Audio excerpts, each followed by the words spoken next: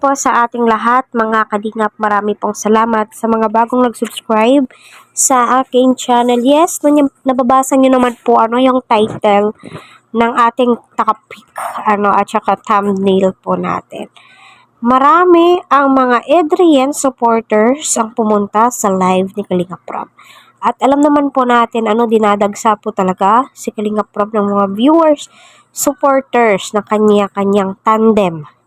At saka may ilang supporters ang nagsabi sa kanyang live na gumagaling na daw po itong si Rina, baka pwede na pong ibalik ang tambalan o tandem ng magkuya, kasi iba po yung saya na ibibigay nila sa mga senior citizen. Ngunit sinabi ni Kalingap Rob, hindi daw po siya makakapag-desisyon nito, kundi itong si Kalingap Edu. So hoping and praying, kung hindi man po babalik, sana mapanood po natin kahit mahagip po sa camera, kasi iba po yung saya na ibibigay po nila. Yun naman po talaga yung gusto po nating mangyari noon.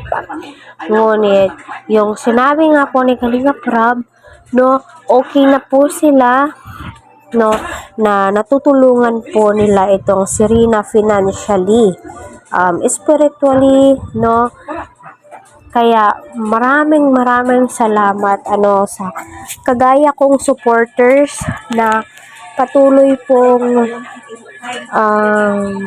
tumatangkilik at patuloy pong umaasa. At marami ang nagsasabi na wag na daw po tayong umasa.